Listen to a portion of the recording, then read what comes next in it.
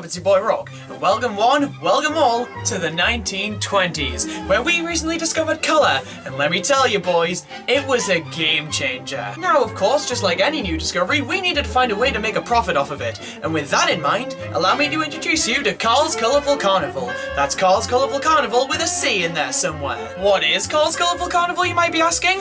Well, it is the only way to truly experience colours the likes of which have never graced human eyes, such as this one, and even this one. But you can't see them unless you come here, you fucking dork. And for a limited time only, if you buy a deluxe ticket to Carl's Colourful Carnival, we'll even throw this in at no extra charge.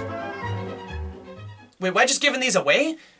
Is humanity ready for that much colour yet? Nope.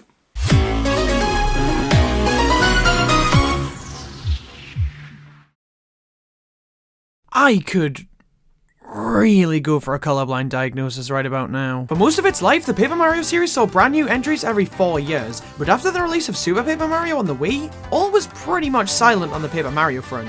Which is pretty odd, seeing as Super Paper Mario was the best-selling entry in the series so far. Despite being somewhat divisive within the community, that game was still a pretty big deal. In the background, there were a lot of changes being made, both in terms of the development team and their design philosophies. And it was becoming more and more obvious that the mindset of creating different types of games that Super Paper Mario was developed under was slowly becoming the focal concept heading into the future of the series. Fans were getting pretty antsy for a while, as the Paper Mario series was somewhat stuck in limbo for almost a decade. But after 8 years, Nintendo finally revealed a new Paper Mario game on March 3rd, 2016. Paper Mario Color Splash for the Wii U.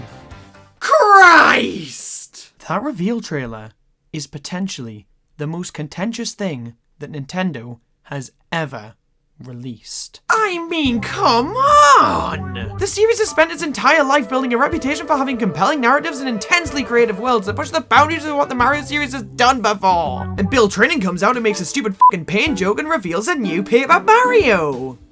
Set in the most bland locations the series has ever seen. From the minute it was shown off, Paper Mario Color Splash was absolutely steeped in controversy. Even people who enjoyed the game only really did so in the context of, wow, this game's pretty damn fantastic for horse shit. For me personally, I wasn't invested enough in the Paper Mario series to really be aware of the controversy at the time, and when I finally got my hands on this game about 4 years later, everything had kind of settled down and people had just moved on with their lives. I'm one of the few people that doesn't really have an opinion on this game, and that just won't fucking do. So, I'm gonna play through Paper Mario Color Splash and finally form an opinion on it, because I am running out of excuses not to. Damn.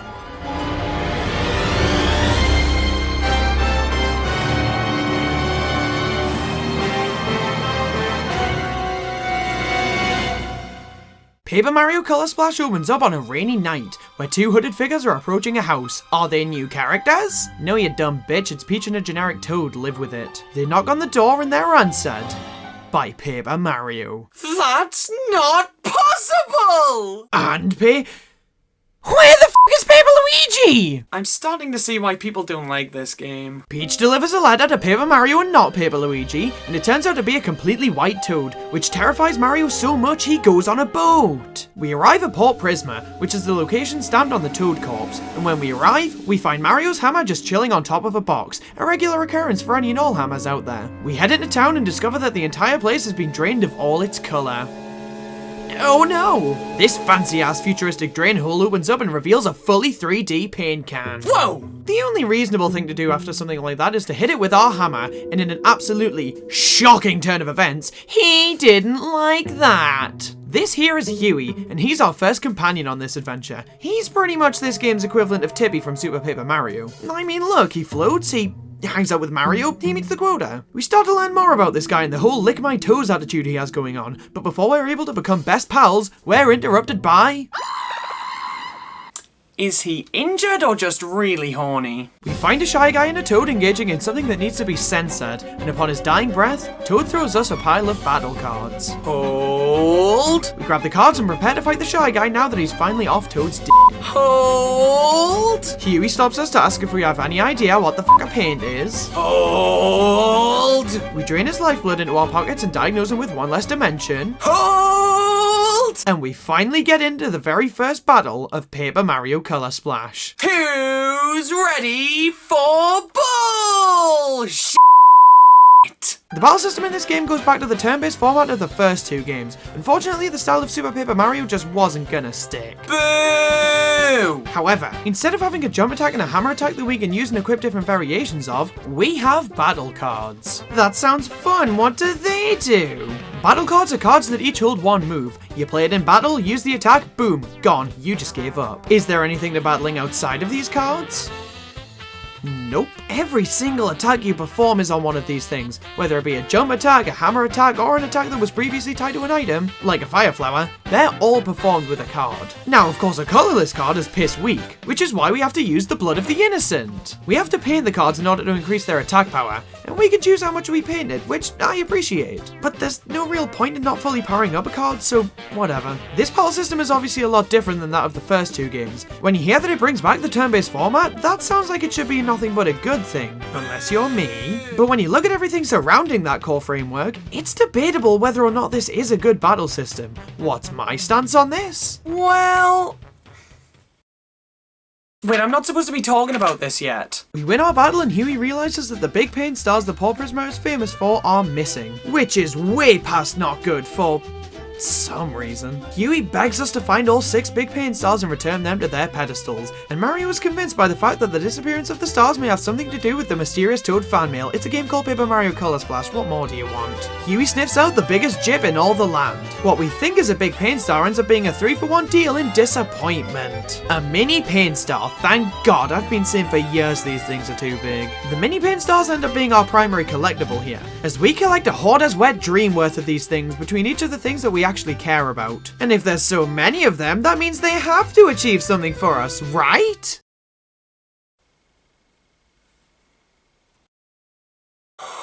You'll get through this.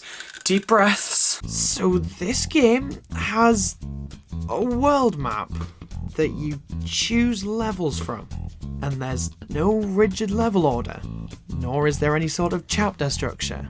How interesting. Well, if the game's gonna show me a level, then I'm gonna want to jump into it. Christ, I'm only human. So let's do that. Oh my god. This game is...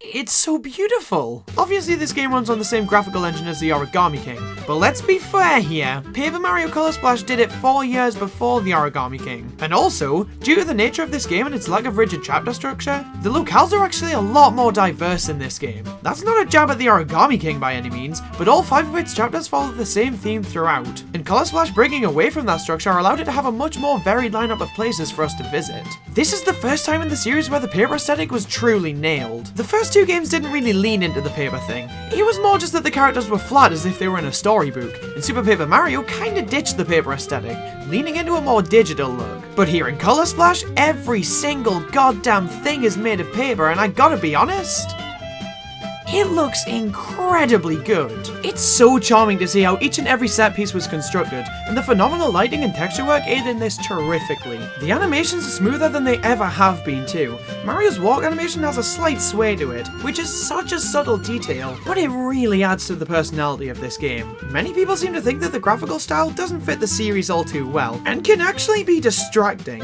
but I far from agree with this sentiment. I can somewhat understand how somebody would feel this way. It's a pretty jarring leap from the previous few games, and having a game look like it was made with real arts and crafts can definitely break the immersion. Yoshi's Crafted World, as beautiful as it is the least immersive game I've ever played. So I can understand why people feel this way. But I'm just too taken aback by how goddamn gorgeous this game is for me to even think of this, let alone agree with it. I love how this game looks, but what's pleasurable for the eyes is orgasmic for the ears. The soundtrack of this game... Christ God, it's so good. The main theme pales in comparison to the rest of the series, but I have to admit, I love all of the different versions of it throughout the OST. Leitmotifs awaken something different within me. All of the music fits the locations they're found in so wonderfully. A favourite of mine is definitely Blue Bay Beach. It's such a chilled out track, and it invokes feelings of a relaxing trip to the beach, which, hey, that's exactly what this level is. Minus the fish. However, by far the greatest example of the level and music working in synchronicity is Lighthouse Island. This area spans a couple of levels, and they each consist of a pirate island, accompanied by a sea shanty sounding song, which is so damn good. But that's not all, because scattered around these levels are pipes that transport you to the Upside Down world, an alternate version of the level where every set piece you can interact with directly affects its standard equivalent. This leads to a lot of puzzle solving and working with both versions of the level in tandem, which is a really fun and interesting concept. And as if this wasn't already good enough, the alternate reality music has an almost cartoony spookiness to it, which I absolutely adore.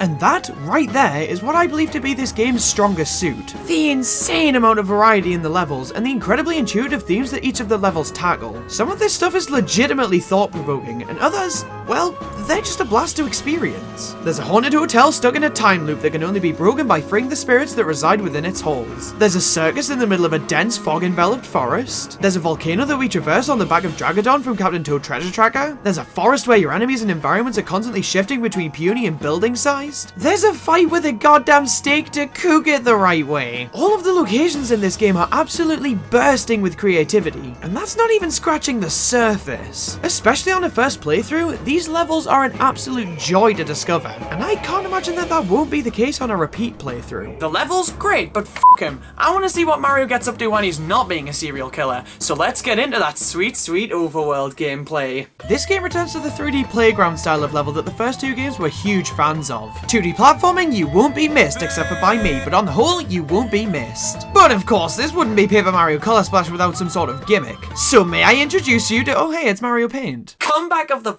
fucking century. Outside of Battle, paint can be used to color these white spots that can be found absolutely everywhere. They're like chickenpox, if chickenpox were fun as shit. Filling them in doesn't really achieve much for you. You get some coins, my faith in humanity is restored, and your level completion percentage increases. Good. I would have flipped my lid if that wasn't the case. Doing this is pretty damn superfluous, but something about the way it feels just makes it so appealing. It achieves absolutely nothing for me, and yet I found myself scouring every corner of the level to fill in any and all white spots. And if there was one or two that I couldn't reach, then my tear ducts were working overtime that night. I just want to be happy. Just once! Now, just like in the first two games, we have a special ability to use on the Overworld. We can't twirl, we can't roll, but we can give up. We have the cutout ability, which as the name implies, allows us to cut out parts of the level and use the outline as a means of getting to areas we couldn't previously reach. This ability's fine, it's useful in certain places, but it isn't a revolutionary addition by any means. It doesn't really evolve the formula, but at its core, the Overworld gameplay is still incredibly enjoyable, especially with the paint mechanic added on top. It makes these levels even more interesting and engaging, because if you're going for all of the colorless spots, you're going to be exploring every single inch of every single level, and it gives you a greater appreciation for them. And what makes this so much better is the writing and interaction scattered throughout each and every one of these levels. Don't take this to mean that the characters are super unique, because but they are at the very least super well written. The characters are constantly cracking jokes, and some of them rival Super Paper Mario and the Thousand-Year Door. It's very rare that a character will say something that isn't a joke, and while they're all really funny, it's obvious that the writers imagined somebody not laughing while playing this game and said, "No!" But while the never-ending onslaught of jokes can be really funny and fairly charming, it does take away from the experience a bit. Having such silly dialogue kinda makes it hard to focus on the story, which tries to be somewhat serious. But that doesn't work when this guy can't feel his fucking pants. Oh wait, yeah, we haven't finished the story yet. After we grab each of the big paint stars, we get to see a glimpse at just what the hell happened here in Port Prisma. For a little while, it actually feels quite mysterious. It feels like it's setting up a brand new villain, a new threat for Paper Mario to face. But then after like the second big paint star, it's revealed that the villain is Bowser. Okay, that's not an immediate problem. I mean, after all, the original Paper Mario had Bowser as the main villain, and I really enjoyed the story in that game. So as long as we have interesting story beats and memorable encounters between each of these cutscenes, then we should be fine. This story is so bad! Every single one of these memories shows you the exact same goddamn scene from a slightly different angle, and at slightly different times, but that doesn't matter because the same fucking thing happens in all of them. We realize something's fucky with Bowser, and we discover the black paint is behind it. That sounds interesting. How did that happen? Bowser wanted a rainbow shell and he mixed all of the paint together and it turned black. That's the whole story. Everything we've been through happens because Bowser knows jack shit about how colors work, and the game tries to play this off like that's a satisfying reason for the plot to be set into motion. Well, newsflash, it's not! Literally all of the story happens through these cutscenes. There's nothing else here. And all these cutscenes amount to is me wanting to snap my gamepad in half. And the worst part is, the final section is actually really good. Luigi appears for some f***ing reason, and we head to Bowser's Castle, which is my favourite area of the game. It's so damn unique and creative and fun to traverse, but it's all undermined by the fact that all of this happened because of f***ing paint! The black paint thing had potential to be interesting, provided that they came from some other antagonistic force. But no, Nintendo would rather have the story centered around Bowser being a complete and utter jackass. Also that they can hinge this entire f***ing game's identity on something I can buy from an arts and crafts store. And as if this wasn't bad enough, every single f***ing character is a Toad! Look back to Super Paper Mario. After the first Toad you meet in that game, how many more do you meet? That's right, 0! So they made up for that by having each and every character in this game be a Toad. I mean, we have the Koopalings, who are potentially the best written characters in the game, but it just feels lazy considering they're the only unique characters in the entire game. Because after all, they're the f***ing Koopalings! I love the Koopalings as characters, but when you compare them to the X-Nauts, Tubba Blubba, Count Bleck and his minions, they're so uninteresting. But it makes sense. They wanted to have the story be entirely focused around paint, because the battles are entirely focused around paint, and they wanted the characters to be familiar to make the new paint mechanic stand out that much more. They wanted everything to be consistent, which would make everything feel like it made sense.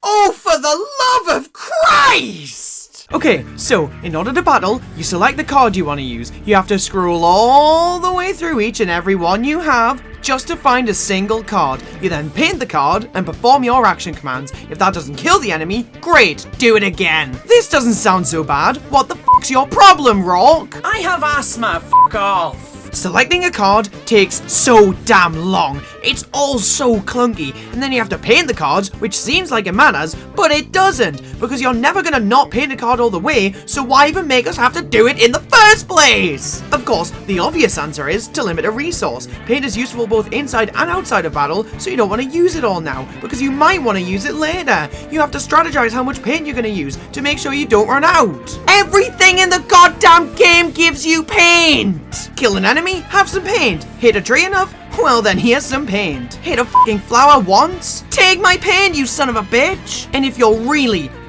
struggling to find paint in the levels, which is so unlikely it scares me, the big paint stores in Port Prisma give you unlimited paint. So would you look at that? You don't even have to care anymore. And the exact same sentiment is true for cards. You think that you have to strategize which cards to use because they're limited, but no, they can be found absolutely everywhere. So why bother strategizing which cards to use when you can use your best cards and have them replenished within seconds? And not only that, you can buy cards from Port Prisma. They're the only thing to spend your coins on, and this game f***ing showers you in coins. So you can just buy an inventory worth of fire flowers and one hit kill everything that you come into contact with. And in the original two games, you could choose which enemy each attack was for, but you can't do that here! You just pick your 3 cards and hope for the best, and if Mario f***s it up, you have to sit there and watch him. And if he kills the enemies with cards to spare, they disappear. This shouldn't annoy me, considering how frequently you get cards, but it's an issue that's so easily avoidable, so even this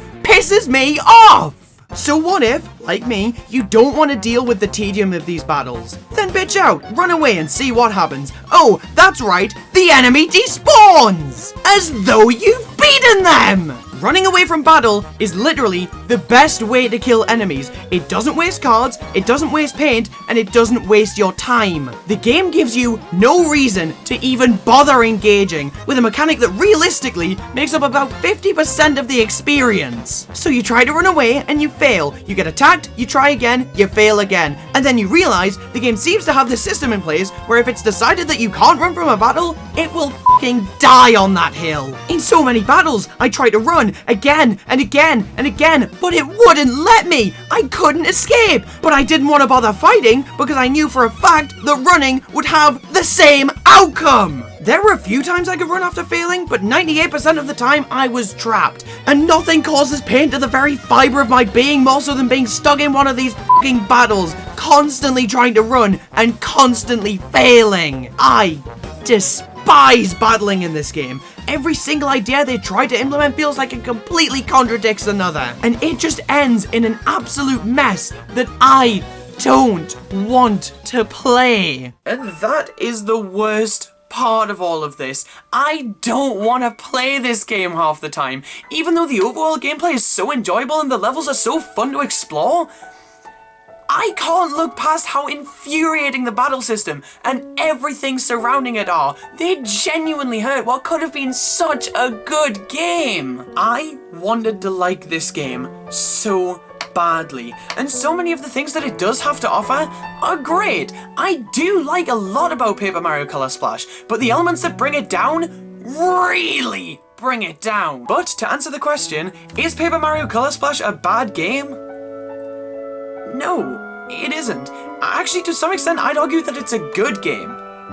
It's just not a good Paper Mario game. If you're able to get past the abhorrent battle system, the complete lack of difficulty and skill required, and the utter blandness of the story, then yeah, you've got a pretty good time on your hands. Hell, if they fixed the battle system, this might be on par with the original game. But as it is, it's just woefully disappointing. And it didn't need to be. And that's probably because they misspelled color on the PAL release of the game. You Americans can continue to not believe in the letter U, but over here we have standards. I mean, come on, Sonic Colors managed it perfectly fine, but Paper Mario Color Splash? Do you have no shame? Well, that's it. I've finally beaten every single Paper Mario game. Sure, we ended things on a pretty bitter note, but on the whole, I am so happy I took this journey. Paper Mario Color Splash may have left a bit of a bitter taste in my mouth, but regardless, the Paper Mario series has quickly become one of my favourite series of all time. I love each and every one of these games so damn much. The N64 original is an absolute treat, the Thousand Year Door has the best gameplay in the series, Super Paper Mario has by far the greatest story ever told by man, and even Color Splash, despite its bad elements, it still has a hell of a lot going for it. And now that I've finally beaten these games, I can understand why people love this series so much, and I have to agree, the Paper Mario series is one of the best things that Nintendo has ever done, and I don't think I'll ever stop loving these games as much as I do. Wait a minute. Something doesn't feel right here. Did I forget something? 64, Thousand Year Door, Super Color Splash, Origami King? I've missed a game, haven't I? This isn't over. But the only question is, what game did I miss? Power cut. Great. What am I meant to do now? What the hell? The Origami King? How the hell did it get there? Super? What the hell's going on here? 64? Color Splash? Thousand Year Door? What the hell does any of this mean? I've already played all of these games. Wait a minute. Switch, N64, Wii U, GameCube, and... Son of a bitch. I'll regret what? Oh, for fuck's sake. Ow! Shit! Well, at least I know where my torch went now.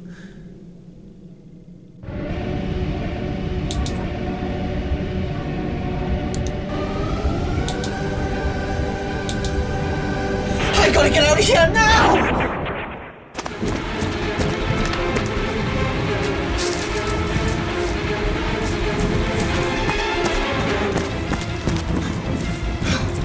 Okay, I should be safe now. Hopefully I should just be able to ride this out until everything goes back to normal. Apparently not then.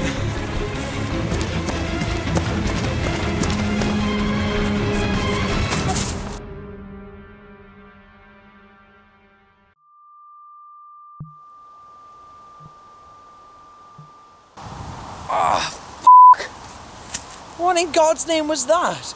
I didn't just trip over. Something attacked my leg, but what?